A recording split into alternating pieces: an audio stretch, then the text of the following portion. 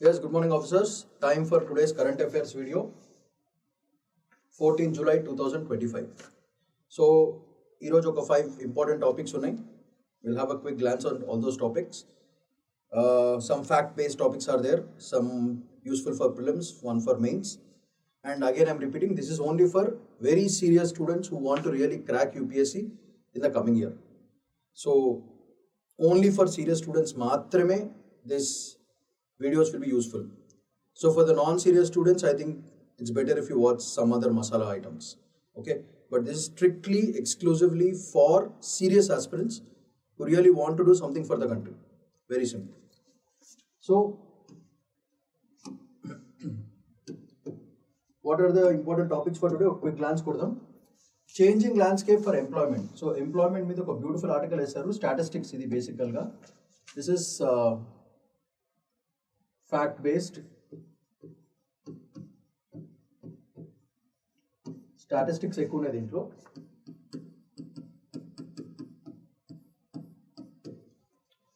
Next, climate change is deciding where and how rural Indians are living. So this is a little bit about migration and all that stuff. So and how climate change is affecting rural population. Climate change and rural. So very important topic. Second, reaching Jarawa tribe, very very important. ఇది PVTG, particularly vulnerable tribal groups, దాని మీద చాలా చాలా important topic. So double star for this topic, third important topic. And finally secularism, ఇది ఒక beautiful essay రాశారు. Right from independence till now ఏం జరిగింది, is India really secular? Very useful for your essay as well as for your mains. So దాని implications ఏంటి, secularism topic ఇది very very important. Fourth topic, it is important for mains as well as essay. రెండింటికి చాలా చాలా important ఇది. So star mark. So జాగ్రత్తగా make an important note of all the points. Okay, next smoke and sulphur. This about FGD process. So desulfurization, very important adi, desulfurization, very very important. It's basically about SO2 and all that, sulfur dioxide limitations.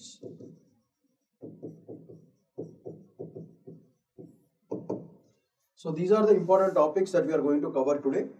So ఇది మీరు కొంచెం జాగ్రత్తగా వింటే, facts తీసుకుని జాగ్రత్తగా దాచిపెట్టుకునే facts అన్నిటిని, లేకపోతే మీకు మళ్ళీ మెయిన్స్కి అవన్నీ చేయడం చాలా చాలా కష్టమైపోతుంది. So that's the whole game. So note on all the important points. నేను ఏమేమి పాయింట్స్ క్లియర్గా మెన్షన్ చేస్తున్నానో ఒకసారి జాగ్రత్తగా చూసుకుని, you have to create a flow chart and then that's how you have to build up your strength. Okay, for essay writing కానీ essay కానీ anything else. Okay, I hope everyone is clear with that. Right. So first topic for today, the changing landscape of employment. So AI is taking a big role కాబట్టి పరిస్థితులు ఏంటిది? Industrial 4.0, 4.0, it's all about AI, Internet of Things, domination and all that stuff. So what is the next industrialization process and what is the future for it is the article about. So దాని గురించి మనం చూసుకుంటే సింపుల్గా tabular ఫామ్లో పెట్టేశాను, so that it will be easy for you to do analysis. మీకు analysis easy కావడానికి points మేజర్గా ఏం గుర్తుండాలో పెట్టడానికి టాబ్యులర్ ఫామ్లో పెట్టాను. So if any article or any mains question pops up for employment, మీరు రీసెంట్ది, పాతవి, మధ్యలో ఉన్నవి, కొత్తవి మూడింటిని జాగ్రత్తగా రాయాల్సిన పరిస్థితి వస్తుంది ఎట్లయినా. So keeping that in mind ఆర్టికల్ని ఇట్లా ప్రజెంట్ చేయడం జరిగింది. సో జాగ్రత్తగా అబ్జర్వ్. ఈ వీడియో మళ్ళీ చూడండి. PDF files will be provided down, so you don't have to worry about the content will be given to you. That is also for free. వాడుకోండి, మంచిగా వాడుకుని మంచి ర్యాంక్ తెచ్చుకోండి ఫస్ట్. సో దీంట్లో ఇంపార్టెంట్ అంటే ఒకసారి చూద్దాం అసలు దేని గురించి this whole articles about. First, graduate employment, employability. అసలు గ్రాడ్యుయేట్స్ని ఎంప్లాయ్ చేయగలుగుతామా లేదా, first point. High informality in employment. So informal employment చాలా ఎక్కువగా ఉంది. అంటే కంపెనీస్లో రిజిస్టర్డ్ అయ్యి ఉండి మీ ఆధార్ కార్డు గీదార్ లేకుండా, you know what is informal employment. So employment which does not have proper salary structure కానీ, హెల్త్ ఇన్సూరెన్సెస్ కానీ, ఈపీఎఫ్లో ఇవన్నీ చేయడం కానీ, that is what the regular employment is. Informal employment best example is బండి పెట్టుకుంటారు. వాళ్ళకి రెగ్యులర్ శాలరీ గిల్ రాదు, it just runs on businesses. Okay, that is called informal employment అంటారు. సో ఇన్ఫార్మాలిటీ ఇన్ ఎంప్లాయ్మెంట్ అది హైగా ఉంది. ఇది సెకండ్ పాయింట్ మీరు మెన్షన్ చేయాల్సింది. Digital skill deficiency. So this is point. So ప్రస్తుతానికి everything is run on digital technologies కాబట్టి ఎంత యూత్ ఉన్నా సరే స్కిల్ ఉండడం important. Lot of youth in our country have talent, okay, by birth వచ్చేవి. Skill zero నుంచి ఎవరైనా డెవలప్ చేసుకోవాలి. సో ఆ skill deficiency especially in digital informatics చాలా చాలా తక్కువ ఉంది. దానివల్ల ఎంప్లాయబిలిటీ అంటే వాళ్ళని ఎంప్లాయీస్ కింద తీసుకోగలుగుతామా లేదా, or they worth being good employees అనేది పెద్ద question mark. So that is another important point. Next, educated youth సూపర్గా ఉన్నారు కానీ అన్ఎంప్లాయ్మెంట్ భయంకరంగా ఉంది. This is another fourth point. Next, technology is displacing the people. Tech displacement and future jobs ఏమున్నాయి, ఇది fifth point మీరు మెన్షన్ చేయాల్సింది ఈ article. So if you observe, graduate employability, informality భయంకరంగా పెరిగిపోతుంది, డెఫిషియన్సీ స్కిల్ డెఫిషియన్సీ చాలా గలీజ్గా ఉంది, ఎడ్యుకేటెడ్ యూత్ ఉన్నారు కానీ ఎంప్లాయ్మెంట్ లేదు, leading to unemployment, and technology is displacing the already employed people. ఇది మేజర్ పాయింట్స్. ఇవి కాకుండా ఇండస్ట్రీ 4.0 గురించి what are all the things ఒకసారి చూద్దాం. దీంట్లో స్కిల్ మిస్ మ్యాచ్ ఒకటి, అంటే ఉన్న స్కిల్ ఇండస్ట్రీకి సరిపోదు, that is skill mismatch. Informal sector భయంకరంగా గ్రో అవుతుంది. Digital literacy same deficiency factor. Structural unemployment very very important. Types of అన్ఎంప్లాయ్మెంట్లో మీకు దొరుకుతుంది ఎకానమీలో. Organised employment, seasonal employment, informal employment, structural unemployment, structural employment అన్ని దొరుకుతాయి. And finally automation. So these are all the points which are there with respect to industry 4.0. అంటే fourth industrial revolution ప్రకారంగా what is fourth industrial revolution? All that includes automation, artificial intelligence, internet of things and automation. ఈ మూడింటిని టుగెదర్ని ఏమంటారంటే industry 4.0 అంటారు అన్నమాట. So ఈ fourth industrial revolution జరగాలంటే ఇవన్నీ కూడా ఇంప్రూవ్ కావాలి. అంటే ఇంప్రూవ్ అంటే ఇన్ఫార్మల్ సెక్టర్ తగ్గిపోవాలి, ఫార్మల్ సెక్టర్ పెరగాలి. డిజిటల్ లిటరసీ తగ్గకూడదు, పెరగాలి. స్ట్రక్చరల్ ఎంప్లాయ్మెంట్ కంప్లీట్గా రెడ్యూస్ కావాలి. ఆటోమేషన్ ఉన్నా సరే ఆటోమేషన్ మించిన స్కిల్ మన యూత్ దగ్గర ఉండాలి. సో ఇవన్నీ కూడా జరిగితేనే మనకి industrial 4.0 will be very very successful. ఇది overall story line which is involved in that particular article. ఆ ఎక్స్పర్ట్ రాసిన ఆర్టికల్ ఎనాలిసిస్ చేసుకుంటే ఈ పాయింట్స్, యూపీఎస్సీ యాంగిల్లో కూడా డైరెక్ట్గా ఈ పాయింట్స్ మీరు మీ మెయిన్స్ ఎగ్జామ్లో దింపేయచ్చు. అన్నీ రాయాల్సిన అవసరం కూడా లేదు. దీంట్లో ఉన్న ఒక 6-7 మేజర్ పాయింట్స్ రాసినా సరే you are bound to get at least 50% of the marks which is allotted. If you are getting 50% marks, that means that will be in the top ర్యాంక్స్లో ఉంటారు మీరు. ఎందుకంటే యూపీఎస్సీలో ఓవరాల్ స్కోర్ 2075 అయినా సరే టాపర్కి మ్యాక్సిమం 1200, దట్ ఈస్ లైక్ 1200 వస్తే అసలు క్రేజీ స్కోర్ అన్నమాట. So less than 50%. సో ఒక ఆన్సర్కి మ్యాక్సిమం వాళ్ళు ఇచ్చేది 50-55% అంతే. సో దాని పరంగా if you are able to mention these points, half of these points also, you are bound to get at least 40-50% of the score. So దాని ఫోకస్గా రాసుకుంటే you are bound to get a rank మాట, rank ఖచ్చితంగా వస్తుంది. So దాని పరంగా let's have a quick glance at what are all these things. చూద్దాం ఒకసారి. దీంట్లో చూసుకుంటే గ్రాడ్యుయేట్ ఎంప్లాయబిలిటీ క్రైసిస్ చూసుకుంటే స్టాటిస్టిక్స్ ప్రకారంగా 50% of graduates are not job ready. జాబ్కి రెడీగా లేరు. ఎందుకు? స్కిల్స్ లేవు కాబట్టి. దానివల్ల ఇండియా మీద ఏం ఇంపాక్ట్ జరుగుతుంది ఇక్కడ కూడా చూడండి. What is a major point రాశాను, కీ ఇన్సైట్ ఏంటిది, అండ్ ఇంపాక్ట్ ఆన్ ఇండియా, ఇది వెరీ ఇంపార్టెంట్. దానివల్ల ఏమవుతుంది? స్కిల్ లేకపోవడం వల్ల యూత్ వేస్ట్ అయిపోతారు పాపం. దానివల్ల ఎడ్యుకేషన్ అండ్ స్కిల్ రిఫార్మ్స్ తీసుకురావాల్సి వస్తుంది. So reforms are very much necessary and that to in an urgent way. చాలా చాలా important. If India is not able utilise it, some other country will utilise it. అది major point. High informality, 90% jobs are informal. మీకు తెలిసిందే ఇండియాలో only 4-6% is formal sector, remaining is all informal sector. అంటే ఆ sector నుంచి taxes డైరెక్ట్గా tax చేయడం కుదరదు. వీళ్ళు పే చేసే ట్యాక్స్లన్నీ కూడా ఇండైరెక్ట్ ట్యాక్సెస్. ఇండైరెక్ట్ ట్యాక్స్ అంటే తెలుసు, మీరు ఏమైనా ప్రోడక్ట్ కొంటే దాని మీద ట్యాక్స్ వేస్తారు. ఫర్ ఎగ్జాంపుల్ మెడిసిన్స్ కొన్నారు, దాని మీద జిఎస్టీ అన్నీ ఉంటాయి. సో ఆ మెడిసిన్స్ మీరు మెడిసిన్ కొన్నప్పుడు మాత్రమే ఆ ట్యాక్స్ గవర్నమెంట్కి వెళ్తుంది. మీ ఇన్కమ్లోంచి గవర్నమెంట్కి డబ్బులు వెళ్ళవు. ఎంప్లాయీస్ అందరు కట్టేది డైరెక్ట్ ట్యాక్స్. సో ఆ డైరెక్ట్ ట్యాక్సేషన్ ఈ ఇన్ఫార్మల్ సెక్టర్కి వెళ్ళదు. దానివల్ల గవర్నమెంట్ దగ్గర డబ్బులు తగ్గిపోతాయి. అప్పుడు గవర్నమెంట్ ఏం చేస్తుంది, బయట నుంచి అప్పులు తీసుకుంటుంది. ఆ అప్పుల్ని కవర్ చేయడానికి మళ్ళీ ఎంప్లాయబుల్ ట్యాక్సెస్ మీద ట్యాక్సెస్ పెంచేస్తారు, గూడ్స్ మీద ట్యాక్సెస్ పెంచేస్తారు. అట్లా పెంచుకుంటూ పోయి ఫైనల్గా ఎఫెక్ట్ అయ్యేది ఎవరు, పబ్లికే ఎఫెక్ట్ అవుతారు, గవర్నమెంట్ వాళ్ళకి ఏం కాదు. అది matter. So wage growth stagnant since 2018, స్టాగ్నెంట్గా ఉంది అంటే నో చేంజ్, వేజెస్ ఏమీ చేంజ్ కాలేదు.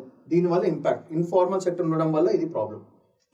ఎందుకు ఫైనల్గా ఇంపాక్ట్ ఏమవుతుంది ఇట్లానే ఉంటే, లిమిటెడ్ జాబ్ సెక్యూరిటీ, ఈపీఎఫ్ఓకి ఫార్మల్ బెనిఫిట్స్కి ల్యాక్ ఆఫ్ యాక్సెసిబిలిటీ తగ్గిపోతుంది, especially for poor. So poor access to employment provident ఫండ్లో యాడ్ చేసుకోవడానికి, లేకపోతే గవర్నమెంట్ స్కీమ్స్కి అట్రాక్ట్ చేసుకోవడానికి ఈ ఇన్ఫార్మల్ సెక్టర్ వాళ్ళకి అవకాశం దొరకదు. అది basic problem. Next, digital skill efficiency. Deficiency అంటే ఏంటి, తక్కువ ఉండడం. సో స్కిల్ ఎఫిషియన్సీ చేయాలి. 75% lakh basic digital skills and maximum work is all data entry only. అందుకే స్ప్రెడ్షీట్ స్కిల్స్ మాత్రమే మన దగ్గర ఉన్నాయి. స్ప్రెడ్షీట్ స్కిల్స్ అంటే డేటా ఎంట్రీ స్కిల్స్. డేటాను చూసి ఎంఎస్ ఎక్సెల్లో టకటకని కొట్టుడు తప్పితే దాన్ని ఇంప్రూవైజ్ చేయాలి, దాన్ని ఇంకా డెవలప్ చేయాలి, ఇంకా కొత్త టూల్స్ యాడ్ చేయాలి. అంత skill technology 90% of the people who are working are only working with spreadsheets only. అంతేగాని ఒక కొత్త సాఫ్ట్వేర్ క్రియేట్ చేయాలి, ఒక ఆటోమేటెడ్ టెక్నాలజీ క్రియేట్ చేయాలి, వస్తున్నాయి కాదు అంటలేదు, కానీ సరిపోదు, ప్రపోర్షనట్గా లేదు. 100 మంది యూత్లో ఓన్లీ 10 మంది మాత్రమే ఆ పని చేయగలుగుతున్నారు. మిగతా 90 students are not able to perform due to lot of reasons. ప్రాపర్గా కాలేజ్లో చదువుకోకపోవడం వల్లనో, లేకపోతే కాలేజ్ వాళ్ళే సరిగా చెప్పకపోవడం వల్లనో, ఇట్లాంటి మేజర్ ప్రాబ్లమ్స్ స్టూడెంట్స్కి ఉన్నాయి. కానీ లైఫ్లో ఒక్కసారి రియాలిటీ ఆఫ్ లైఫ్కి వచ్చిన తర్వాత వాళ్ళు ఎవరు అవన్నీ పట్టించుకోరు.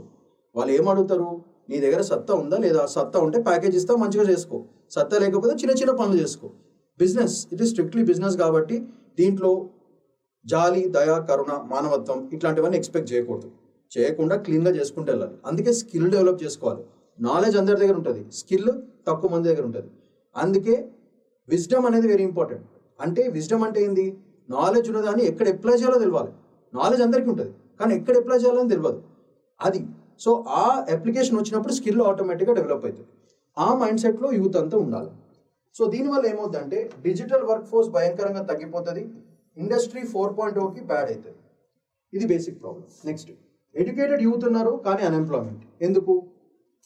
83% of unemployed are educated youth.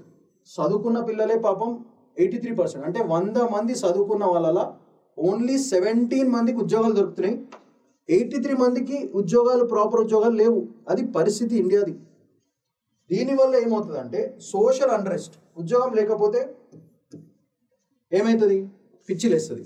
పిచ్చిలేసి ఏమవుతుంది, మెల్లగా వైలెంట్గా తయారవుతారు, సమ్ టైమ్స్ యాంటీ సోషల్ తయారవుతారు, సమ్ టైమ్స్ దేశాన్ని తిట్టుకునే పరిస్థితి కూడా వెళ్ళిపోతారు. ఇది కాకుండా చదువుకున్న వాళ్ళు ఏం చేస్తున్నారు, నీ అమ్మ ఇండియాలో ఏం దొరకట్లే అని చెప్పి వెంటనే డబ్ అని బయటకు వెళ్ళిపోతున్నారు. వేరే కంట్రీస్కి వెళ్ళి అక్కడ they are looking at employment opportunities. That is nothing but brain drain. From the past 40 years what is happening in India is only brain drain. ఖతర్నాక్గా చదువుకున్న టాలెంటెడ్ వాళ్ళందరూ, స్కిల్ఫుల్ అందరూ జంప్ బయటకి. అది బేసిక్ ప్రాబ్లం.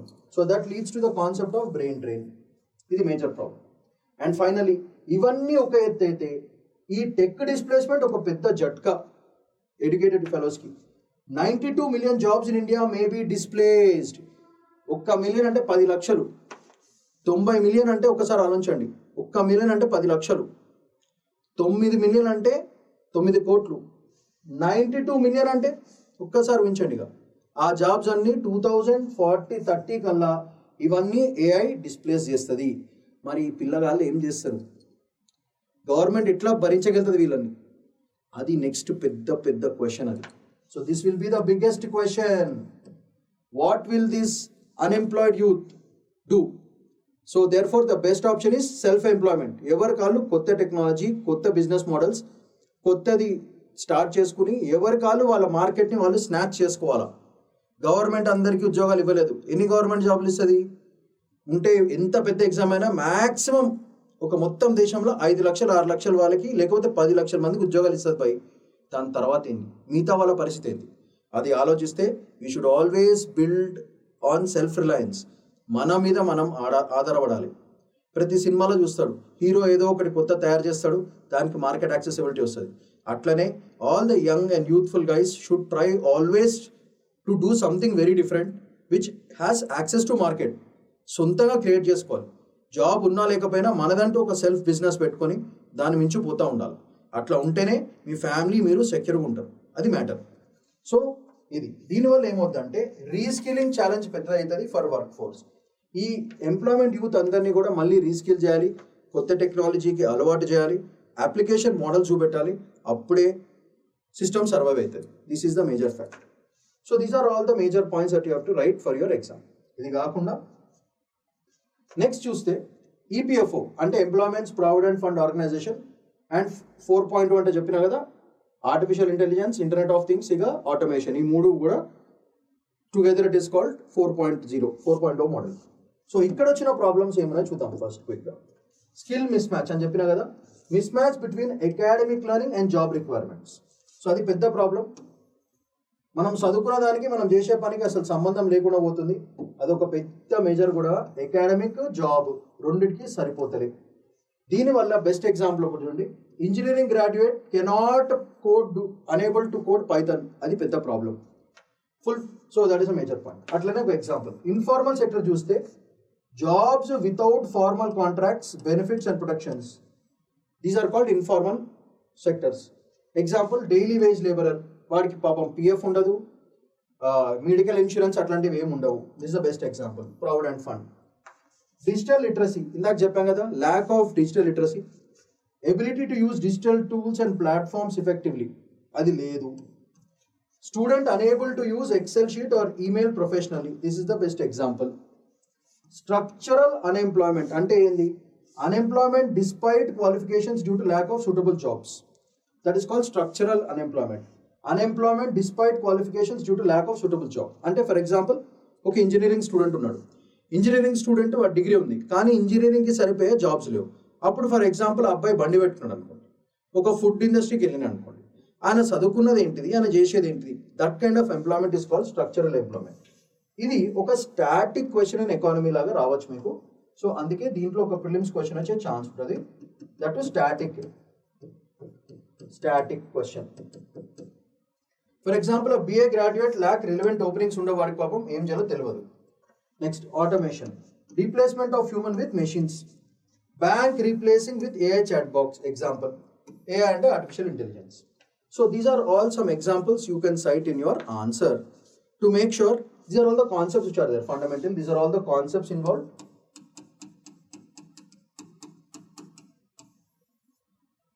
మనకున్న కాన్సెప్ట్స్ని జాగ్రత్తగా పెట్టుకోవాలి, లేకపోతే బిస్కెట్ అయిపోతుంది మొత్తం అంతా. అది చాలా important.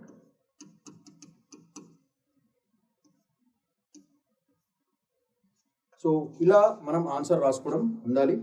So this is for your understanding. కానీ మేజర్ పాయింట్స్ మాత్రం you have to right these major points. ఈ పాయింట్స్ లేకపోతే మీ ఆన్సర్కి అసలు వాల్యూ ఉండదు. సో అందుకే జాగ్రత్తగా ఈ మేజర్ పాయింట్స్ జాగ్రత్తగా గుర్తుపెట్టుకొని దాన్ని బట్టి కొట్టాలి. You should mug up these points and relative statistics కూడా మీరు రాసుకుంటే your answer will be must. Okay. The next topic for today is climate change is decline, deciding where, how rural Indians were living. So climate change దాని effects slide by slide చూద్దాం. Some important points are there. చక్కగా చూసుకుని ఆ points మీరు note down చేసుకుంటే more than sufficient. So first దాంట్లో systemic challenges ఏమున్నాయి, ఇబ్బందికరమైనవి చూడండి. ఫస్ట్ ఇక్కడేమో నీళ్ళ ప్రాబ్లం, పెద్ద ప్రాబ్లం. క్లైమేట్ చేంజ్ వల్ల ఏమవుతుంది? నీళ్లు రావు. నీళ్లు రాకపోతే ఫార్మర్ దెబ్బతింటారు, పంటలు పెరగవు, ఫుడ్ దొరకదు. ఫుడ్ దొరకకపోతే బయటకు వస్తారు, మైగ్రేషన్ అవుతుంది, అర్బన్ సెంటర్కి వస్తారు. అక్కడ పాపం డైలీ వేజ్ లేబర్ కింద ఇన్ఫార్మల్ సెక్టర్లో ఉండిపోతారు. చాలన జీతాలు, చాలన వేజులు, పాపం వాళ్ళ ఫ్యామిలీని చేసుకోవాలి. సో ఇట్లాంటి పరిస్థితి వస్తుంది. సో క్లైమేట్ బాగాలేకపోతే రూరల్ సైడ్ నుంచి అందరూ జంప్ అయిపోతారు. That is overall essence of the article. So దీంట్లో ఇంపార్టెంట్ పాయింట్స్ ఏంటి, దాని ఎఫెక్ట్స్ ఏంటిది, ఇంపాక్ట్ ఆన్ ఇండియా ఎట్లా పడుతుందో ఒకసారి క్విక్గా చూద్దాం. 20 million people are migrating. ఇది first point. Because of climate disasters according to IRAP report. ఏమవుతుంది? వీళ్ళందరూ ఎక్కడికి వెళ్తారు? సిటీలోకి వెళ్తారు. దానివల్ల ఏమవుతుంది? అర్బన్ ఓవర్ క్రౌడింగ్ జరుగుతుంది. This will lead to this. First point. Urban over crowding. దానివల్ల ఇన్ఫార్మల్ సెటిల్మెంట్స్, అంటే పక్కా ఇల్లులు గిడ్రస్లు ఉండవు, ఒక పాకేసుకుని పాపం స్లమ్లో ఉండాల్సి వస్తుంది వాళ్ళకి. So informal settlement. అండ్ ఫైనల్గా basic services, water, clothing, food, clothing, shelter మీద వాళ్ళకి ప్రెషర్ పడుతుంది. దాంట్లో పాపం చిన్న పిల్లలు కూడా ఉంటారు, పాపం ఆ ఫ్యామిలీతో పాటు ఆ పిల్లలు కూడా సఫర్ అవ్వాల్సి వస్తుంది. So this will lead to this part. Expected to worsen with rising global temperatures. Temperature పెరుగుతున్న కొద్దీ వాళ్ళకి ప్రెషర్ ఇంకా పెరిగిపోతుంది. ఇది కూడా క్లైమేట్ చేంజ్కి రిలేటెడ్. ఎగ్జాంపుల్ తీసుకుందాము. బుందేల్ఖండ్, విదర్భ అండ్ మారత్వాడ ఇవన్నీ ఫ్రీక్వెంట్గా because of climate changes 50 degree centigrade heat wave చూస్తున్నారు. బయట 30, 35, 36 ఉంటేనే మనం తట్టుకోలేకపోతున్నాం. పాపం ఆ పసిపిల్లలు కానీ ఆ పువర్ పీపుల్ కానీ 50 డిగ్రీస్ హీట్ వేవ్ తట్టుకోవాలంటే ఎట్లా? ఆ హీట్ వేవ్ వల్ల అక్కడ పంటలు పండవు, నాశనం అయిపోతారు, ఫైనల్గా సిటీలోకి ల్యాండ్ అవుతారు. సిటీలో ఏం చేయాలో తెలియదు, ఎందుకంటే స్కిల్ ఎఫిషియన్సీ ఉండదు, జాబ్స్ ఉండవు, ఇన్ఫార్మల్ సెక్టర్లో కూలీ పనులు చేసుకోవాల్సి వస్తుంది. కూలీ పనులు చేసుకుంటే వాళ్ళు ఇచ్చే వేజీలు వాళ్ళే బ్రోకర్ వాళ్ళే మధ్యలో మేస్త్రీలు కొట్టేస్తే పాపం కష్టపడి పని చేసే లేబర్కి ఏడ పైసలు దొరకవు. ఆ ఫ్రస్ట్రేషన్ వీళ్ళు పోయి మంది అవుతారు. అయిపోయి శాలరీ వస్తుంది, రోజుకి వస్తుంది, ఇంట్లో ఎంతమంది ఇస్తారో తెలియదు. 100 రూపాయలు ఇస్తే ఆల్మోస్ట్ 50 రూపాయలు 60 రూపాయలు మందికే పోతుంది. ఇక 40 రూపాయలు ఇంటికి ఇస్తే పాపం ఆ మదర్ ఏడకెళ్ళి తీసుకొస్తుంది, ఆ చిల్డ్రన్ని ఏం చేస్తారు, వాళ్ళని కూడా మళ్ళీ ఇదే దారిలో పంపిస్తారు. అట్లా ఒక పెద్ద పావర్టీ ట్రాప్లో పాపం పడిపోతారు. This poverty trap is very very important. So all these things will lead to basically an economic concept called poverty trap. So ఈ పావర్టీ ట్రాప్లో పడ్డారంటే ఇక అంతే. This is very very important. So ఎందుకు డ్రౌట్స్, హీట్ వేవ్స్ భయంకరంగా ఉంటాయి గతం. For example దీని logic ఏంటంటే అగ్రికల్చర్ ఫెయిలియర్ అవుతుంది. వీళ్ళు ఆఫ్ కోర్స్ మీకు తెలిసిందే, ఇండియాలో ఎవరి దగ్గర డబ్బులు ఉండవు కాబట్టి అప్పులు చేస్తారు. ఫైనాన్సర్ దగ్గరికి వెళ్ళో లేకపోతే ల్యాండ్ లార్డ్కి వెళ్ళో పైసలు తీసుకుంటారు. వీళ్ళు ఊకే ఇంట్రెస్ట్లు వేస్తారు. ఇంట్రెస్ట్ వేసేసి ఫైనల్గా అసలు తీరదు, అప్పు కూడా తీర్చలేరు. ఏమవుతుంది? ఫైనల్గా వాళ్ళు బాండెడ్ లేబర్ కింద తయారవ్వాల్సి వస్తుంది, లేకపోతే పారిపోతే క్రిమినల్ కేసు పడుతుంది. సో పాపం అన్ని విధాలుగా పాపం ఇరుక్కుపోతారు. రైజింగ్ డెట్ అంటే అప్పు, ఫార్మర్ సూసైడ్స్, ఇక ఏం చేయలేకపోతే సూసైడ్ పాపం. సో ఇది సూసైడ్ అనేది చేసుకుంటారు, లేకుంటే మైగ్రేషన్ అవుతుంది. So this is the formula this is the logic behind it, logical sequence of what will happen because of climate change effects on the farmers and agriculture పార్ట్లు ఉన్నవాళ్ళు. therefore government ఏం చేయాలి? Climate smart అగ్రికల్చర్ని practice చేయాలి. ఒకటే పంట కాకుండా number of పంటలు వేయాలి, అప్పుడు ఎక్స్పోర్ట్స్ అయ్యే ఛాన్స్ ఎక్కువ ఉంటుంది. therefore క్రాప్ డైవర్సిఫికేషన్ చేయాలి. Second solution. ఇది ఫస్ట్ సొల్యూషన్స్ కాబట్టి కొంచెం గ్రీన్లో పెడదాం.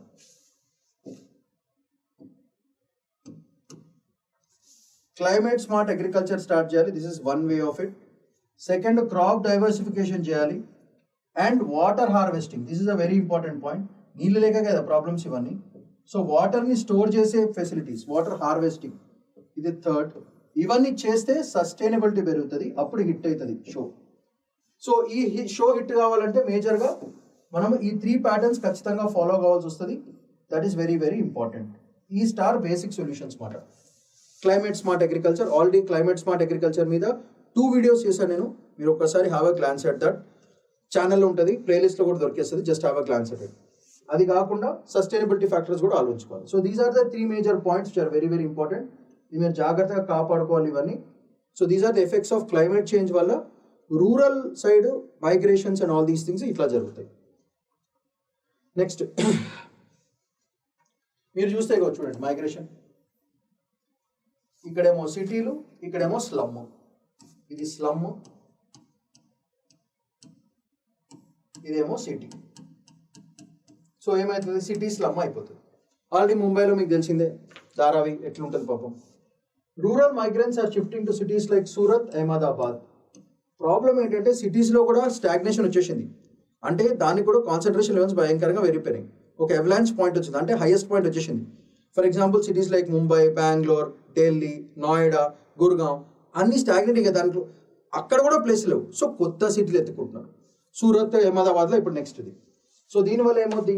Delhi, Bengaluru for construction and informal jobs. So ఎందుకు ఇదంతా ప్రాబ్లమ్స్ ఎందుకు వస్తున్నాయి? ఇవన్నీ ఇదంతా రెడ్. ఎందుకు సరే వచ్చినారు, ఎక్కడ సెటిల్ అవుతున్నారు తెలియదు. That leads to unplanned urbanisation which is a big problem. Slum expansion second problem, inadequate sanitation third problem, and job insecurity fourth problem. All these are leading to the problems, future problems kaadu, already existing problems ivanni. So these are all the problems, or you can also mention this as consequences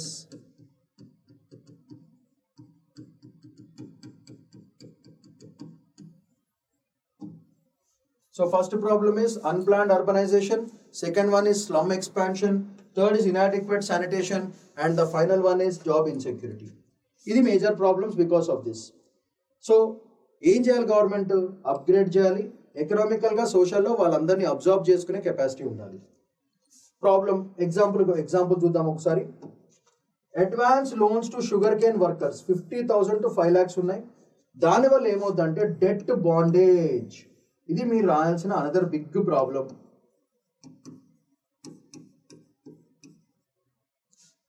ఇది కాకుండా లేబర్ని భయంకరంగా exploitation చేస్తారు, అప్పు పడ్డారు కాబట్టి. Labour exploitation first problem, intergenerational poverty second big problem, and finally human rights violation third problem. These are all the major problems associated with this. ఇది చేస్తే ఫ్యూచరిస్టిక్గా కాన్సిక్వెన్సెస్ ఏమవుతుందంటే లేబర్ ఎక్స్ప్లాయిటేషన్ అంటే భయంకరంగా లేబర్ని తక్కువ జీతానికి వెరీ ఇన్హ్యూమన్ కండిషన్స్లో పనిచేసి వాళ్ళ హెల్త్ ఖరాబ్ అవుతుంది, ఫ్యామిలీ ఖరాబ్ అవుతుంది, సోషల్గా ఎకనామిక్గా పొలిటికల్గా ఎగిరిపోతారు. ఇది కాకుండా బాండేజ్ ఒకటి పెద్ద ప్రాబ్లం. ఇది డెట్ బాండేజ్ అంటే అప్పు తీర్చాల్సిన బాండేజ్. దానివల్ల ఏమవుతుంది? లైఫ్ లాంగ్ స్లేవరీ చేయాల్సి వస్తుంది వాళ్ళకి. దానివల్ల ఏమవుతుంది? తండ్రి స్లేవ్ అవుతాడు, నెక్స్ట్ కొడుకులు మనవాళ్ళు కూడా స్లేవ్ అవుతారు. దాన్ని ఏమంటారు? ఇంటర్ జనరేషనల్ పావర్టీ అంటారు. ఈ పావర్టీ అట్లా ఉండి ఉండి ఉండి ఫైనల్గా ఏమైందంటే ఒక మనిషికి బేసిక్ హ్యూమన్ రైట్స్ కూడా దొరకని పరిస్థితికి వచ్చేస్తుంది. అంటే వాళ్ళ ఫ్యామిలీ ఎక్స్టింక్ట్ అయిపోతుంది. ఖతం అంటే ఖతం. అది basic problems. These are the major points with respect to that particular article. ఇవన్నీ బేసిక్ రీజన్ దేనికి? ఉట్టి క్లైమేట్ చేంజ్ వల్ల వచ్చే ప్రాబ్లమ్స్. క్లైమేట్ కరెక్ట్గా లేకపోతే, రైతులకి కరెక్ట్గా టైంకి వాటర్ లేకపోతే, పంటలకి వాటర్ లేకపోతే, బేసిక్ రూరల్ సైడ్ కావాల్సిన నెసెసిటీస్ బేసిక్ నెసెసిటీస్ లేకపోతే ఇట్లాంటి దారుణమైన పరిస్థితి మన రూరల్ సైడ్ పీపుల్ చూడాల్సి వస్తుంది. చాలా పెద్ద issue. This will come in economic development, social justice, ethics and polity. Right to లైఫ్ని కంప్లీట్గా బర్బాద్ చేసే టాపిక్ ఇది. అందుకే చాలా చాలా ఇంపార్టెంట్. సో మీరు మెన్షన్ చేయాల్సిన పాయింట్స్ క్లియర్గా రాసి పెట్టుంది. ఈ సీరియస్ స్టూడెంట్స్ ఎవరైతే ఉన్నారో మీరంతా పాయింట్స్ చూడండి, అర్థమైందా? స్టోరీ లైన్ తరతరాలుగా ఇదే పావర్టీ ట్రాప్, ఇది అది సేమ్ ట్రాప్, కానీ మీరు రాయాల్సిన పాయింట్స్ ఇవి. అందుకే జాగ్రత్తగా చదువుకోండి. And your work is to revise revise revise.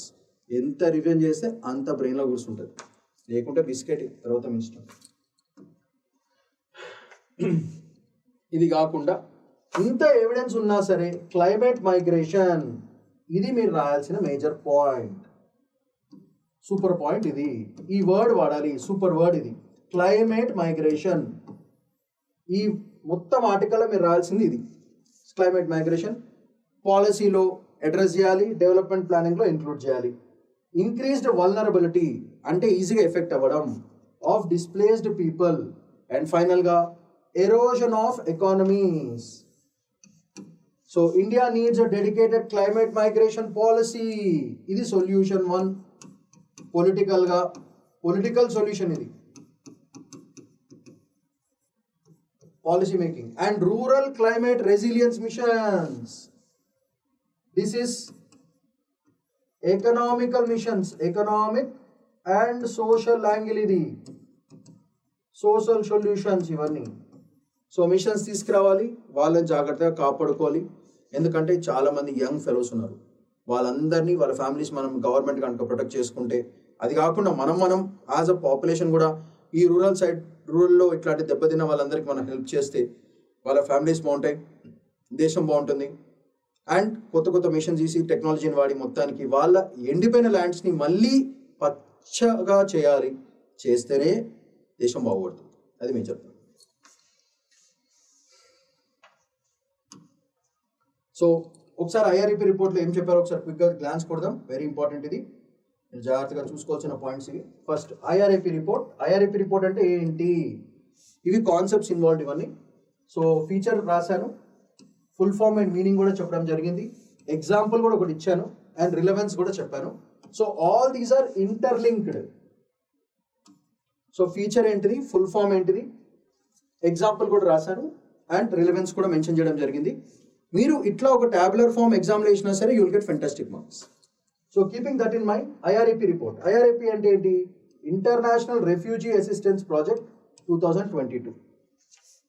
Example 20 million internal migrants in India. రీసెంట్గా మనం మిజోరాంలో 4,000 మంది బయట నుంచి వచ్చిన వాళ్ళు మనం న్యూస్ చదివినాము, దాని మీద వీడియో కూడా చేసినాం, ఒకసారి చూడండి. మైగ్రేషన్ ట్రిగర్ రిపోర్ట్, ఇది relevance. Climate migration, movement due to climate induced stress వల్ల వచ్చేది. Example Bundelkhand to Delhi migration, you can cite this as an example. 21st century big issue. Bonded labour అంటే ఏంటిది? Debt led forced labour with restricted freedom, ఇది దాని meaning. Example sugar cane cutters in Maharashtra, you can cite this as a beautiful example.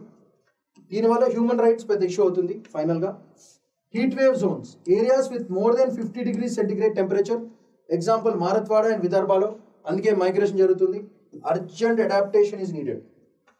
Finally urban informal sector. Urban సిటీస్లోకి వెళ్ళిన తర్వాత jobs దొరక మిగిలిపోయిన వాళ్ళు చిన్న చిన్న జాబులు చేసుకుంటూ proper salary, employment opportunities, medical insurance ఇవన్నీ లేని వాళ్ళని ఇన్ఫార్మల్ సెక్టర్ అంటారు. అర్బన్లో ఉన్నారు కాబట్టి అర్బన్ ఇన్ఫార్మల్ సెక్టర్. దానివల్ల ఎందుకు ఇదంతా? Unregulated jobs without social security, they are called informal sector. Example dhabas, security construction jobs in cities. Migrants employment zone కింద వచ్చేస్తుంది అంతా. So these are all the concepts which are involved in that particular topic. So మీరు first ఏం చేస్తారంటే video చూడండి, second ఈ concept చూడండి, తర్వాత వెనకాల ఇచ్చిన ఎనాలిసిస్ చూడండి. That is how you build up the whole structure of your answer, and that is how you get fantastic scores. That's how you have to prepare. నేను చెప్పేది మీ అందరికి అర్థమవుతుంది. All my videos are exclusively for serious aspirants only, please. We are not here to entertain you. We are here to make sure that you get a fantastic score in your exam. All the hard-earned money that your parents are paying for your education, that should first show the benefit. Return of investment super గా ఉండాలి. అంటే మనం మంచి rank కొట్టాలి. కొట్టే వాళ్ళకి మాత్రమే ఇది యూస్ఫుల్గా ఉంటుంది. ముందే చెప్తున్నా, వెరీ క్లియర్.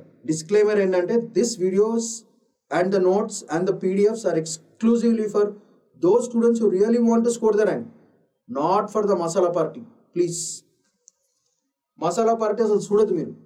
ఎందుకంటే మీరు ఎట్లా చదవరు, మీరు కొట్టర్ ర్యాంక్స్. నిజంగా కష్టపడే స్టూడెంట్స్కి మాత్రమే దీస్ ఆర్ వెరీ యూస్ఫుల్. చాలామంది పేద పిల్లలు బికాస్ ఆఫ్ ఫైనాన్షియల్ స్ట్రెస్ చదవలేకపోతున్నారు. వాళ్ళకి ఇది ఇవన్నీ యూస్ఫుల్గా ఉండాలి. డైరెక్ట్ ఎగ్జామ్లో ఈ పాయింటర్స్ వేస్తే వాళ్ళకి మంచి స్కోర్ వస్తుంది అని ఒక సదుద్దేశంతో చేస్తున్నాడు ఇది ప్రాజెక్ట్ ఇది. So this and my videos are exclusively for the serious aspirants of the country. जो भी देखना है देखो, पॉइंट्स ले लो, अच्छा लिख लो, get a good rank and a good score. So the next topic for today is reaching Jarawa tribe of Andaman Islands for census will not be tough. Census మీకు తెలిసిందే ఇప్పుడు స్టార్ట్ అవుతుంది. ఈ టాపిక్ ఎందుకు, why it is important అంటే this Jarawa tribe comes under the PVTG, అంటే particularly vulnerable tribal groups. చాలా చాలా important topic. You are bound to get a question every year, either in prelims or in mains or in both about PVTG. So అందుకే చాలా చాలా important. Let's have a quick glance. Okay, first దీంట్లో మనం చూడాల్సిన points ఏంటో చూద్దాం ఒకసారి. First historical aspect చూద్దాం. జారావీ ట్రైబ్ ఎక్కడికి వెళ్ళి వచ్చింది, ఎందుకు వాళ్ళు చాలా ఇంపార్టెంట్ చూద్దాం. Jarawa tribe recognised under article 352 as a scheduled tribe. This is the first important point. వీళ్ళు Jarawa tribes, they come under the particularly vulnerable tribal groups. Therefore వాళ్ళకున్న బిగ్గెస్ట్ స్కీమ్ ఏంటంటే PM Janman. Very very important. వాళ్ళని protect చేయాలంటే ఒక లా ఉండాలి, ఒక rule ఉండాలి. ఆ రూల్ ఆర్ యాక్ట్ ఏంటిది? Andaman and Nicobar protection of aborigine tribes. Very very important. అంటే ఒరిజినల్ ట్రైబ్స్ మాట వీళ్ళు. దాన్నే ANPATR 1956లో ఎస్టాబ్లిష్ చేశారు. అందుకే ఇది చాలా చాలా ఇంపార్టెంట్ అయిపోతుంది. సో ANPATR 1956 దానివల్ల restricts external contact to preserve tribal culture. వీళ్ళకి హైలైట్ ఏంటంటే రిస్ట్రిక్ట్స్ ఎక్స్టర్నల్ కాంటాక్ట్, బయట ప్రపంచంతో సంబంధం లేకుండా పెట్టడం. ఎందుకు? ఒక్కసారి బయట వాళ్ళు వీళ్ళ కల్చర్ని డిస్టర్బ్ చేస్తే ఆ బ్యూటిఫుల్ కల్చర్ని దొబ్బేస్తారు. అందుకే వీళ్ళని జాగ్రత్తగా కాపాడుకున్నారు. ఎందుకంటే మన కల్చరల్ డైమెన్షన్. దట్ యాక్ట్ అది ఎలా చేయగలుగుతారంటే according to this act ANPATR అంటే Andaman Nicobar protection of aborigine tribes వాళ్ళ రెగ్యులేషన్ యాక్ట్ అది. టు ప్రిజర్వ్ ట్రైబల్ కల్చర్ని ప్రొటెక్ట్ చేసుకోవడానికి. Why this tribe is so important? అది హైలైట్ పాయింట్. ఎందుకంటే the Jarawas world's oldest surviving human communities. వీళ్ళు పాలియోలిథిక్ ఏజ్ నుంచి అలానే ఉన్నారు. అది బ్యూటిఫుల్ పాయింట్ అది. So believe to have inhabited Andaman islands over 50,000 years back. వాళ్ళు ఈరోజు కూడా హంటింగ్ అండ్ గ్యాదరింగ్ సొసైటీ అది. దానివల్ల ఒక పాలియోలిథిక్ ఎరా హంటింగ్ అండ్ గ్యాదరింగ్ ఈరోజు కూడా అదే ఉన్నారు. కాబట్టి that is how they were, that is how they are also today. So అందుకే వీళ్ళు చాలా చాలా ఇంపార్టెంట్. సో ఇది విచ్ ఆర్టికల్ కింద ప్రొటెక్ట్ చేసుకోవచ్చు మనము? Article 46 for promoting ST welfare, schedule tribes వెల్ఫేర్కి పనికొస్తుంది. హ్యూమన్ హెరిటేజ్ని and respecting legal autonomy for all these PVTGs. So అందుకే this article is very very important. So Jarawa tribes under 342 under PVTGs, PM Janman act, ANPATR, Andaman and Nicobar 50,000 years back నుంచి కంటిన్యూస్గా ఉన్నారు ఇక్కడే మన దగ్గర. వాళ్ళు వచ్చింది 50,000 years back. And they still follow hunting and gathering societies just like the Palaeolithic age. So దీన్ని protect చేయడానికి ఆర్టికల్ 46. ఇవి మీరు మెన్షన్ చేయాల్సిన డెఫినెట్ పాయింట్స్. ఈ పాయింట్స్ మెన్షన్ చేయకపోతే మీకు మార్క్స్ రావు, డిస్కట్ అయిపోతుంది. సో నెక్స్ట్ దీంట్లో మనకి ఏమేమి ఇంపార్టెంట్ పాయింట్స్ ఉన్నాయో చూద్దాం క్విక్గా. Have a quick glance at these points also. దీనివల్ల ఏమవుతుందంటే అడ్మినిస్ట్రేషన్ పెరుగుతుంది, ట్రైబల్ వెల్ఫేర్ మెజర్స్ పెరుగుతాయి. దానివల్ల జారావీస్ హ్యాపీగా ఉన్నారు. అది మేజర్ పాయింట్. 1999 మీజల్స్ అవుట్బ్రేక్లో trust was built through emergency health interventions. వాళ్ళ ట్రైబ్ మొత్తం అంతా ఎక్స్టింక్ట్ అయిపోయే పరిస్థితి వచ్చేసింది. అప్పుడు గవర్నమెంట్ ఇన్వాల్వ్ అవడం వల్ల అక్కడ ట్రస్ట్ బిల్డ్ అయింది వాళ్ళకి. అరే వీళ్ళు మంచోళ్ళు రాబాయి, గవర్నమెంట్ వాళ్ళు మన కల్చర్ని, మనల్ని, మన హెల్త్ని, మన పిల్లల్ని ప్రొటెక్ట్ చేస్తున్నారు అని చెప్పి మనతో పాటు ఈ రోజు వరకు కూడా అండమాన్ నికోబార్ ఐలాండ్స్లో సేఫ్గా ఉన్నారు. సో దీనివల్ల ట్రైబల్ స్టేట్ మధ్యన ట్రస్ట్ పెరుగుతుంది, which is one major point. దానివల్ల inclusive policy execution చేయొచ్చు. So the result of tribal state trust is state will make sure that these groups are particularly protected. Adi major point. So from 216-1998 2023 lo wala population rose to 647. Success of health and nutrition schemes clear ga చూపెడుతుంది. That is a major point. దీంట్లో స్పెషల్గా ఏం చేస్తున్నారంటే మలేరియాకి, హెపటైటిస్కి, మీజిల్స్కి, కంజక్టివైటిస్కి treatment జరుగుతుంది for all these programmes continuously. దానివల్ల వాళ్ళ population moved from 260 in 1988 to 647 in 2023. So we're protecting them and we're also making them grow. అంటే వాళ్ళ పిల్లలు పుడుతున్నారు, మనవలు పుడుతున్నారు, వాళ్ళని కూడా ఈ కంటిన్యూస్ ట్రీట్మెంట్స్తో జాగ్రత్తగా కాపాడుకుంటున్నాం. నెక్స్ట్ ఇది right to health under article 21 which is right to life protect చేస్తుంది, preserving traditional lifestyle. So these are all constitutional.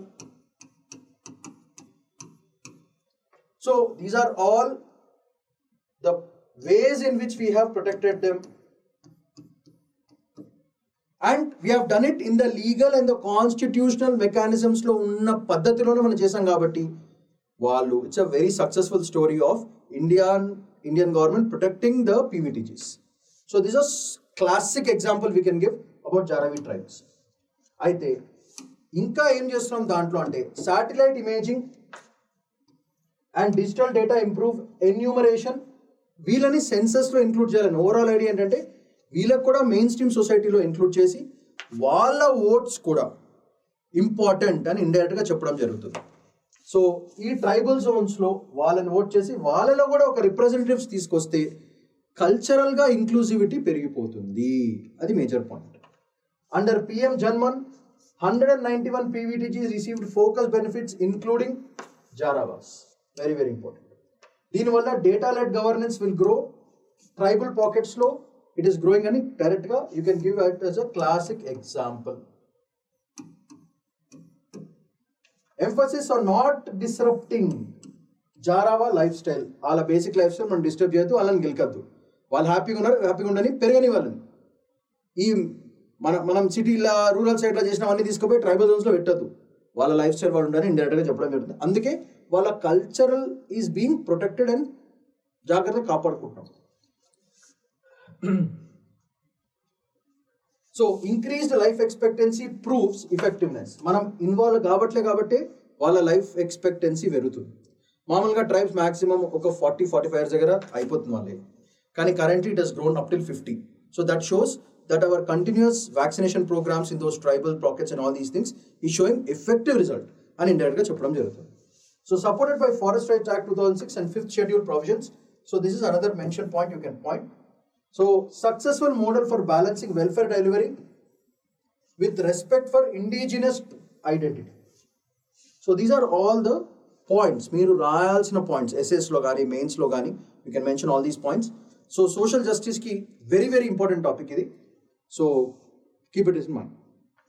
ఆ constitutional points, relevance points, legal acts ఏంటో క్లియర్గా మీకు పీడిఎఫ్స్లో ప్రొవైడ్ చేయడం జరుగుతుంది. So don't have to worry about the content. So the next topic for today is secularism implicit from day one, explicit in 1976. So ఇక్కడ words implicit, explicit చాలా చాలా important. So implicit అంటే కనపడకుండా, వితౌట్ నోన్. ఎక్స్ప్లిసిట్ అంటే బయట కనపడేటట్టు. So implicit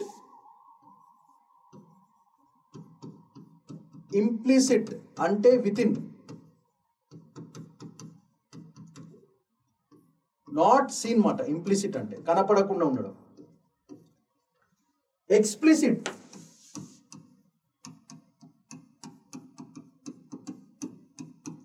అంటే outside, అంటే క్లియర్, అంటే విజిబుల్ ఆర్ సీన్, కనపడేటట్టు. That is a basic difference between implicit and explicit. Day 1 నుంచి ఇంప్లిసిట్గా సెక్యులరిజం మన దాంట్లో ఉంది అని ముస్తఫా గారు క్లియర్గా చెప్పడం జరిగింది. డే 1 నుంచి we had implicit secularism. Secularism అంటే ఏంటి? బేసికల్గా there is no state religion, that is called a secular state. భారతదేశానికి సెక్యులర్ స్టేట్ అని ఎందుకు అంటారంటే మనకి స్టేట్ రిలీజన్ లేదు కాబట్టి. చాలా మెడిటరేనియన్ కంట్రీస్లో ఇస్లాం ఇస్ ద స్టేట్ రిలీజన్. చాలా వెస్టర్న్ కంట్రీస్లో Christianity is the state religion. Okay, so అట్లాంటి స్టేట్ రిలీజన్ ఇండియాకి లేదు కాబట్టి సెక్యులరిజం అనేది డే 1 నుంచి కూడా మన దగ్గర ఉంది. అండ్ 1976లో ఎక్స్ప్లిసిట్గా మనం సెక్యులర్ అని క్లియర్గా ప్రూవ్ చేయడం జరిగింది. So this article is very, very useful for your essay as well as for your mains, especially under secularism topic. Indian సొసైటీలో రావచ్చు, లేదా సోషల్ జస్టిస్లో రావచ్చు. So very, very important. So దీంట్లో ఏముందంటే మొత్తం అంతా కూడా ఆర్టికల్లో చాలా చాలా మెన్షన్ చేశారు. మనకి మేజర్గా యూస్ఫుల్ అయినవన్నీ కూడా ఒక ట్యాబులర్ ఫామ్లో పెట్టడం జరిగింది. సో సీరియస్ ఆస్పిరెంట్స్కి చాలా చాలా యూస్ఫుల్గా ఉంటుంది. సో ఒకసారి క్విక్ గ్లాన్స్ కొడదాం. సెక్యులర్ కాన్స్టిట్యూషన్లో మెన్షన్ చేయడం జరిగింది. Added during emergency in 1976. 1949 నుంచి వర్డ్ ఉంది, కానీ ఎక్స్క్లూజివ్గా యాడ్ చేయడం అనేది 1976 ఎమర్జెన్సీ టైంలో జరిగింది, Indira Gandhi time. So India's evolving constitutional commitment to secularism impact on India ఏమవుతుందంటే legal foundation for religious neutrality. ఈ పాయింట్ మీరు మెన్షన్ చేయాలి, న్యూట్రాలిటీ. గ్లోబల్ కాన్స్టిట్యూషన్తో కంపేర్ చేసుకుంటే 66 కాన్స్టిట్యూషన్ మెన్షన్ గాడ్, దేవుడు అనే పదం 66 కాన్స్టిట్యూషన్స్లో మెన్షన్ చేయడం జరిగింది. కానీ ఇండియన్ కాన్స్టిట్యూషన్లో గాడ్ అనే టర్మ్ లేదు. అది basic point. India is secular, so God అనే టర్మ్ మెన్షన్ చేయడం లేదు. That is the best point. So highlights India's unique secular positioning. ఒక పర్టికులర్ గాడ్ మెన్షన్ చేయలేదు కాబట్టి ఏ దేవుడైనా ఓకే, మాకు జనం హ్యాపీ అయితే చాలు, ఏ రిలీజన్ అయినా ఫాలో కావచ్చు అని క్లియర్గా ఇండైరెక్ట్గా చెప్పడం జరుగుతుంది. So India follows humanistic constitutional tone. అది నెక్స్ట్ హిస్టారికల్ రూట్ చూస్తే మనం ఒకటే ఫాలో అయినాం, అశోక గారి దమ్మ అంటే ధర్మాన్ని పాటించమన్నారు అంతేగాని రిలీజన్ ఎక్కడ పాటించమని ఎక్కడ చెప్పలేదు. ఈ పర్టికులర్ రిలీజనే ఫాలో కావాలని ఎక్కడ చెప్పడం జరగలేదు. ఓన్లీ ధర్మాన్ని ఫాలో కావాలని అని క్లియర్గా చెప్పారు. దట్ ఈస్ ప్రూఫ్ ఏంటిది? Ashoka's rock edicts denounce state religion. Ashoka's rock edicts denounced అంటే తీశారు, అనౌన్స్ అంటే చెప్పడం, డినౌన్స్ అంటే తీసేయడం. State religion and religious state అనే కాన్సెప్ట్స్ తీసిపడేశారు. Deep civilisation of Indian secularism ఉంది మనకు అప్పటి నుంచి కూడా. ఇది 250 300 BC టైంలోది. అక్కడి నుంచి కూడా మనం ఇదే ఫాలో అవడం జరుగుతుంది. So moral and historical legitimacy to secular values అని మనం ఇండైరెక్ట్గా ప్రూవ్ చేయొచ్చు. Second point. Third important point, Ashoka's rock edicts. Next Motilal Nehru report 1928, no state religion in India report చెప్పడం జరిగింది. Pre independence vision of secular India is clearly proved. Foundational demand for future secular policies. This report became a foundational report. So this is another important star point you can put for this one. Next, Hindu Mahasabha draft 1944 లో no state religion. Hindu Mahasabha ఇవ్వండి కూడా మనం క్లియర్గా mention చేయడం ఏంటిదంటే no state religion according to Article 715. Right learning parties accepted secular states even in Hindu Mahasabha. దానివల్ల secularism ఒక nationally accepted concept అని క్లియర్గా చెప్పడం జరుగుతుంది. Next Karnad proposal 1949, proposal to add in the name of God preamble rejected. అంటే కర్నాడ్ ప్రపోజల్లో దేవుడు అనే టర్మ్ని యాడ్ చేయమని జరిగింది. బట్ ప్రియాంబుల్ ఏం చెప్పిందంటే నో, కథలు దేవుడు కాదు, humanism is very very important అని క్లియర్గా చెప్పడం జరిగింది. ఒక మంచి మనిషి కింద మారితే చాలు, దేవుడు ఆటోమేటిక్గా మిమ్మల్ని అందరినీ యాక్సెప్ట్ చేస్తారని మన పెద్దవాళ్ళు, కాన్స్టిట్యూషన్ ఎబిలిటీస్ ఎక్స్పర్ట్స్ అండ్ తరతరాలు కూడా మనం నమ్మిన ఫిలాసఫీ ఒకటే, ధర్మం. ఏడ ధర్మం ఉంటే ఆడ దేవుడు ఉంటాడు. That is the whole point. So ధర్మం ఈజ్ ఈక్వల్ టు గాడ్, ధర్మం ఈజ్ ఈక్వల్ టు దేవుడు, ధర్మం ఈజ్ ఈక్వల్ టు నేచర్ అని మనం చాలా చాలా స్ట్రాంగ్గా బిలీవ్ చేసిన కాన్సెప్ట్ అది. అందుకే ఇది చాలా చాలా important. So constituent assembly chose the secular path but not the religious path. Upholds a deliberate rejection of theocratic overtones. Theocracy is basically about God, దేవుడు, భక్తి, పూజలు, పునస్కారాలు, దేవుడి మీద concept, all theosophical society, theocratic societies అవన్నీ. అంటే ఒక దేవుడి పేరు చెప్పి ఆ దేశాన్ని పరిపాలించేస్తారు అనమాట. ఇండియా ప్రియాంబుల్ క్లియర్గా దాన్ని రిజెక్ట్ చేసింది. డెమోక్రసీ అనేది మనుషుల్లో నుంచే రావాలి, మనుషులే మనుషుల్ని రూల్ చేసుకోవాలి. కానీ ప్రతి మనిషి కూడా ధర్మాన్ని పాటిస్తే చాలు, దేవుడు ఆటోమేటిక్గా అక్కడే ఉంటాడు. ఎక్కడ ధర్మం ఉంటుందో అక్కడ దేవుడు ఉంటాడు అని మనం బాగా స్ట్రాంగ్గా నమ్మిన పద్ధతి. అండ్ ఇండియాలో ప్రతి ఫ్యామిలీ కూడా అదే నమ్ముతారు. తొందరగా తప్పులు చేయాలంటే మనం భయపడతాం, ఎందుకంటే మన ధర్మం ఎప్పుడు ఒక మంచి డైరెక్షన్లోనే తీసుకెళ్ళాలంటారు, only towards the good side. So our dharma will automatically take you in the path of God. God పేరు మారచ్చు కానీ నేచర్ ఆఫ్ గాడ్ అయితే మారదు కదా. సో ధర్మ is equal to God is what Indians believe. And that is what the constitution believes. That is the direction in which every Indian citizen and every citizen of the world should also follow అని మనం స్ట్రాంగ్గా believe చేసిన concept అది. So ఇది ఇంప్లిసిట్గా mention చేయడం జరిగింది, ఎక్స్ప్లిసిట్గా కూడా మనం ఫాలో అయ్యేది కూడా అదే. So that is the whole essence of the article. So దీంట్లో కొన్ని ఇంపార్టెంట్ టర్మ్స్ ఉన్నాయి, మెన్షన్ చేయడం జరిగింది, ఫీచర్స్. సో దాన్ని కూడా టేబుల్ ఫామ్లో పెట్టేశాను, so that for it is easy for the serious aspirants to revise before the exam. So ఆ పాయింట్స్ అంటే ఒకసారి క్విక్గా గ్లాన్స్ కొడదాం మనం. కేశవనంద భారతి కేసులో supreme court upheld secularism as a part of constitution basic structure. దానివల్ల ఏమవుతుంది, చూడండి ఇక్కడ ఫీచర్ చెప్పాను, కీ పాయింట్, దాని ఇంప్లికేషన్ ఏంటిది, ఇంపాక్ట్ ఆన్ ఇండియా ఏం జరిగిందో చూద్దాం. Judicial reinforcement of secularism, first point. Protect secularism, constitutional amendments, second point. So this is one major point you can mention. Second, Article 51 Clause A, spirit of scientific temper and secularism. Danivalla secularism is a duty of every citizen. Danivalla moral as well as civic grounding to secular ethos. This is the second point you can mention from that article. Important example. Next, global religious models ఏమున్నాయి, comparative analysis. England కానీ, Ireland కానీ, grace కానీ అన్నింటిలో కూడా England, Ireland, grace అన్నిటికీ religious official డమ్ ఉంది. అంటే వాళ్ళ స్టేట్స్కి ఒక పర్టికులర్ స్టేట్ రిలీజన్ ఉంది. సో కాల్డ్ డెవలప్డ్ కంట్రీస్ అన్నిటికీ, అండర్ డెవలప్డ్ వెస్టర్న్ కంట్రీస్ కూడా ఒక స్టేట్ రిలీజన్ ఉంది. సో రిలీజియస్ అఫీషియల్ డమ్. ఇది ఇండియా సెక్యులర్ సెటప్కి యాంటీ. సో దానివల్ల India's model is more inclusive అని చెప్పొచ్చు అండ్ న్యూట్రల్ అని కూడా చెప్పొచ్చు. So this is the third comparative study చేసుకుంటే మనకి వాళ్ళ కాన్స్టిట్యూషన్కి ఇండియన్ కాన్స్టిట్యూషన్కి తేడా. వాళ్ళకి ఒక రిలీజియస్ ఒక స్టేట్ రిలీజన్ ఉంది, ఇండియాకి స్టేట్ రిలీజన్ లేదు. అంటే మనం ఎవరినైనా మనిషి రూపంలోనే యాక్సెప్ట్ చేస్తాము. వాళ్ళ దేవుడు, వాళ్ళు ఏం రిలీజన్ ఫాలో అవుతున్నారు అనేది మనకు పట్టింపులు లేవు. Anyone who is good for the country we're happy. We don't bother what religion they're following. In spite we actually support all the kinds of religions, and that shows our basic nature as an inclusive society, at the same time a very very secular society ani clear ga prove cheyadam jarugutundi, even in comparative analysis with countries like England gaani, Ireland gaani, Greece gaani. Pakistan lanti constitution chudandi, Islam oka state religion, minorities get limited rights, adi problem. Challenges of religious state models anedi clear ga mention cheyadutundi.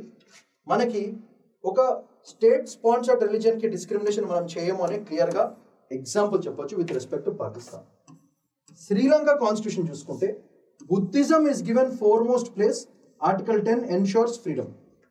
So ఇది hybrid model of state religion and freedom రెండింటికి చేయొచ్చు. Balancing attempt between heritage and rights. So this another example you can give of special example about Sri Lanka. Pakistan one kind of example, అంటే too negative. Sri Lanka, you can mention Buddhism foremost, but others are also given chance. So that's a balanced act. So India lo anni chestam manam, but there is no extreme for any religion. Next, Ram Temple consecration 2224, theological roles of Shankaracharyas, religious events impact public secular space. దాని వల్ల debate on secular religious institution roles అనేది ఒక పెద్ద issue అవుతుంది అని ఇది ఒక కాన్ నోట్ మాట. Okay, that is a whole point. So pros and cons, these are all the things which are mentioned in that beautiful article. So Mustafa గారు రాసింది ఒక ముస్లిం అయినా సరే ఎంత బాగా వర్ణించారో ఒకసారి చూడండి. So that is the best point. That shows the secular nature of the writer also. That is what you have to understand. He has said that we have followed secularism. How many writers write these days? So this is a very beautiful article by Mr. Mustafa. Very beautiful article. Next, smoke and sulfur. ఇది ఎక్స్క్లూజివ్గా science and technology, environment, ecology టాపిక్కి చాలా చాలా important. All the serious aspirants జాగ్రత్తగా points note down చేసుకోండి. Very very important. FGD, desulphurisation, SO2ని trap ఎట్లా చేయాలి, జస్ట్ లైక్ కార్బన్ డైఆక్సైడ్ ఎట్లా ట్రాప్ చేయాలో. దీంట్లో ఒక బ్యూటిఫుల్ కాన్సెప్ట్ ఏంటంటే సల్ఫర్ క్రెడిట్స్ అనేది ఒక కొత్త సొల్యూషన్ తీసుకురావడం జరిగింది. సో దీనికి ఫ్యూచరిస్టిక్ సొల్యూషన్స్ కూడా మెన్షన్ చేయడం జరిగింది. దేర్ఫోర్ జాగ్రత్తగా కాపాడుకోండి. దీంట్లో ఇక్కడ ఏమైందంటే కొన్ని రీజన్స్లో, ఇండస్ట్రియలైజ్ జోన్స్లో ఎఫ్జిడి మీద ఏదైతే లీగల్గా అడ్డాలు పెట్టారో అవన్నీ తీసి పడేసినారు. ఎందుకు తీస్తారు అనేది story line of this particular article. So let's have a quick glance.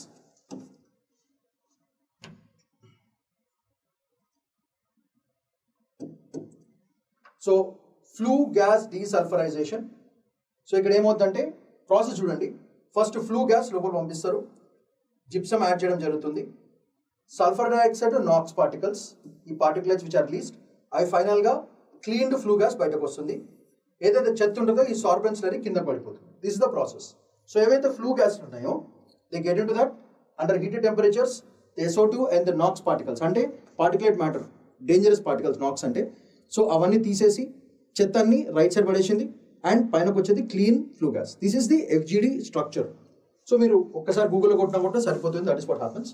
So దీంట్లోనే ఇంపార్టెంట్ పాయింట్స్ అంటే చూద్దాం.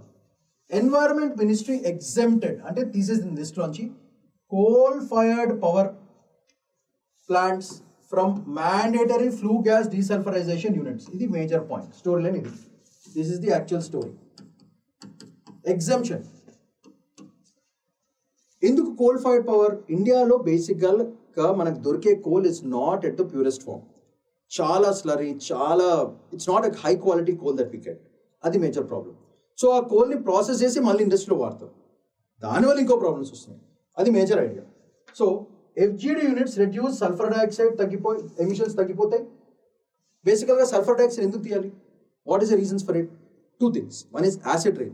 అంటే వర్షాలు పడుతున్నప్పుడు acid gets mixed up and that creates a lot of skin diseases and sometimes leads to cancers also. So acid రెయిన్స్ని basic reason is sulphur dioxide. ఎందుకు? Sulphur dioxide వాటర్తో mix అయితే ఏం ఫామ్ అవుతుంది? సల్ఫ్యూరిక్ యాసిడ్ ఫామ్ అవుతుంది, H2SO4 form అవుతుంది. ఆ H2SO4 వచ్చి డైరెక్ట్గా even in diluted way if it's formed also skin కాలిపోతుంది. సో అది basic problem. So and respiratory issues, these are the 2 major issues. So దీంట్లో వెరీ వెరీ ఇంపార్టెంట్. సో ఇక్కడ మనకి ఇంపార్టెంట్ పాయింట్ అంటే యాసిడ్ రెయిన్. ఈ acid rain is very very dangerous. Example, thermal plant in Madhya Pradesh no longer needs FGD units under the new rule. ఎందుకు? 8% of coal plants installed FGDs by 2025 despite 2017 rule. ఎందుకు ఇవన్నీ చేస్తున్నారు? ఎందుకు exam చేసినారు అంటే ఈ FGD యూనిట్స్ పెట్టాలంటే చాలా పర్సన్ అయితే కాస్ట్, మస్తు ఎలక్ట్రిసిటీ లాగుతుంది, electricity price hikes, and finally COVID-19 వల్ల చాలా డిస్రప్షన్స్ వచ్చినాయి. దీనివల్ల బాగా దెబ్బతిన్న కంపెనీ ఏంటి? NTPC, national thermal power plant corporation. ఇది largest player among the few to comply. అంటే వీళ్ళు పాపం FGD రూల్స్ ఫాలో అయినారు, దానివల్ల వీళ్ళకి కాస్ట్ భయంకరంగా పడ్డది, ఎలక్ట్రిసిటీ ప్రైస్ హైక్. COVID-19లో మొత్తానికి NTPC భయంకరంగా నష్టాలకు పోయింది బికాస్ ఆఫ్ దిస్. సో ఇది మేజర్ రీజన్. అయితే దీంట్లో ఉన్న ఇంపార్టెంట్ పాయింట్ ఏంటంటే why should we go ahead like this అంటే ఇక్కడ మేజర్ పాయింట్ అంటే Indian coal has low sulphur. Sulphur తక్కువ ఉన్నప్పుడు ఏమవుతుంది? Even if it is used also the amount of sulphur dioxide which is produced is not so much. And sulphur dioxide sometimes is very useful. ఎలా తెలుసా? Sulphur dioxide అట్మాస్ఫియర్లోకి వెళ్ళగానే it gets stucks like a blanket. దానివల్ల ఏమవుతుందంటే సూర్యుడి నుంచి వచ్చే వేవ్స్ని reflect చేస్తుంది. దానివల్ల టెంపరేచర్ని కంట్రోల్ చేయడం జరుగుతుంది. అంటే గ్లోబల్ టెంపరేచర్ని కూల్గా పెట్టే ఛాన్స్ ఉంటుంది because of sulphur dioxide blanket. సూర్యుడు నుంచి వచ్చే వేవ్స్ని రిఫ్లెక్ట్ చేసేస్తుంది, ఒక బ్లాంకెట్ లాగా కప్పేస్తుంది. సో లోపల ఉన్న టెంపరేచర్ తగ్గిపోతుంది. బట్ సల్ఫర్ డైఆక్సైడ్ మనం పీల్చుకుంటే మన లంగ్స్ బొక్కలు పడిపోతుంది. సో ఈ రెండింటిని బ్యాలెన్స్ చేసే పరిస్థితి సల్ఫర్ డైఆక్సైడ్ వస్తుంది. సో ఇండియాలో దొరికే coal not of a high quality కాబట్టి that means the sulphur part is very very less కాబట్టి the amount of sulphur dioxide which is due to industrial process బయటకు వెళ్ళేది చాలా not a very strong sulphur dioxide. So the acid rains which are created because of it is not so effective. That is a problem. So sulfur dioxide levels are not significantly different in cities without FGD units. So FGD unit ఉన్న చోట లేని చోట ఈ sulphur dioxide వల్ల causes effects పెద్దగా ఏమీ తేడా లేదు. ఎందుకు అదంతా? Because of low sulphur. ఇది major point. Low sulphur dioxide concentrations can react in atmosphere to form PM2.5. మీకు తెలిసింది ఆల్రెడీ, PM2.5 అంటే particulate matter 2.5, very dangerous pollutant. So particulate matter. Delhi's air shows high PM2.5 even without visible smoke, integrating chemical reactions from SO2. Sulfates make cool. ఇది major point, advantage ఇది. By reflecting sunlight. So దీని ఏమంటారు? ఈ effect ని ఏరోజాల్ effect అంటారు అన్నమాట. Very very important point, ఏరోజాల్ effect. Right it in other colour.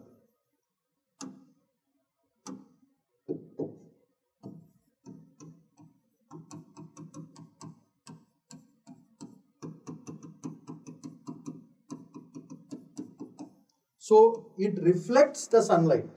Sunlight ని reflect చేస్తుంది సల్ఫర్ డైఆక్సైడ్. సో ఈ sulphates will reflect the sunlight, that is called ఏరోజాల్ effect. దానివల్ల టెంపరేచర్ ఏమవుతుంది? కూల్గా ఉంటుంది. బట్ సల్ఫేట్స్ ఆఫ్సెట్ వార్మింగ్ తగ్గిస్తుంది, బట్ లంగ్స్ ఎకోసిస్టమ్ని భయంకరంగా దెబ్బతీస్తుంది. Just like volcanic eruptions. Volcanic eruptions కూడా సల్ఫేట్స్ రిలీజ్ చేస్తాయి, temporary cool the earth, but ఫైనల్గా క్రాప్స్ హెల్త్ రెండు బిస్కెట్ అయిపోతాయి. సో సల్ఫర్ డైఆక్సైడ్ మాలిక్యూల్స్ అక్కడే క్రాప్స్ ల్యాండ్స్ మీద పడితే క్రాప్స్ అన్ని పంటలని ఫసాడ్.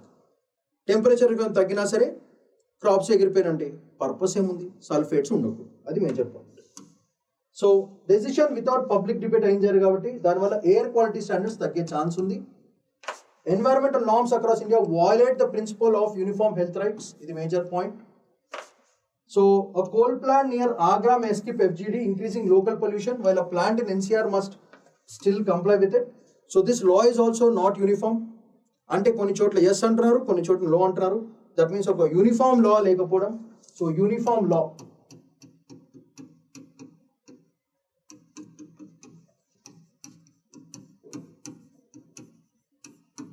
ఇది జరగట్లేదు. So mandatory FGD with real-time monitoring, just like China model, will be the solution for it. So దీనికి సొల్యూషన్స్ ఏంటో ఒకసారి గ్రీన్లో పెడుతున్నాను చూడండి. These are all the solution parts.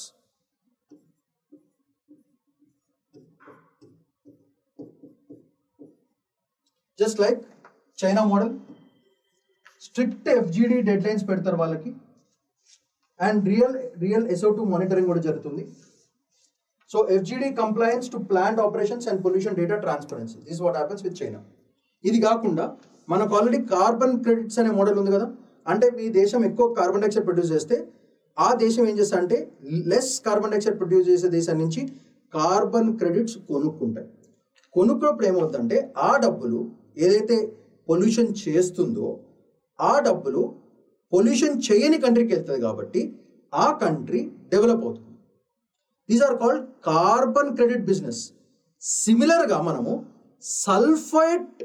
Sulphur dioxide or sulphur credit policies మనం కొత్తగా తయారు చేసి ఒక లాని తీసుకొస్తే మస్తు ఉంటుంది. So SO2 cap and trade market which is in EU model, EU emissions trading system, ETS అంటారు దాన్ని. Reduced pollution by making emissions tradable. This is very important solution we can give. And finally, sulfur trading. This is the future. ఒక కొత్త market create చేసుకుని incentivise cleaner plans and fund GDP adoption. ఇది ఒక doable solution, అంటే ఒక practical and pragmatic solution మనం start చేయొచ్చు. So practical solution, practical and profitable also, for the economy, and profitable solutions. So China model ఒకటి మనము కొంచెం ఇండియనైజ్ చేయొచ్చు, లేదా EU మోడల్ని sulphur dioxide cap and trade market create చేయొచ్చు. అది కాకుండా ఒక సల్ఫర్ ట్రేడింగ్ మెకానిజం ఇండియాలో మనం లాంచ్ చేసుకుంటే these are the new solutions which can come up for these FGD and sulfate and sulfur dioxide problems, and we make it more practical as well as profitable for the country too through the sulfur trading process. So these are all the major important points and topics for today from today's newspaper. So మీరు అందరూ కొంచెం జాగ్రత్తగా పద్ధతిగా మంచిగా videos చూడండి, కింద PDF link ఉంటుంది, content download చేసుకోండి, and your work is to revise. So for all the sincere and serious students, if you like this video, if you like the content, like karo, subscribe karo or share bhi karo, because there are a lot of students who require this kind of stuff. Papa వాళ్ళకి financial accessibility లేకపోవడం వల్ల, లేకపోతే parents not enough to fund their process వల్ల, లేకపోతే because of lot of other reasons చాలా మంది ఇబ్బంది పడుతున్నారు. If you can share this, lot of students will have a benefit, and that is what I personally want to see. So and at Sriram's IAS Hyderabad, we will make sure we will help out all these students who really want to do something for the country. So that's all for today. Shaman Paidikondla signing off. Bye-bye.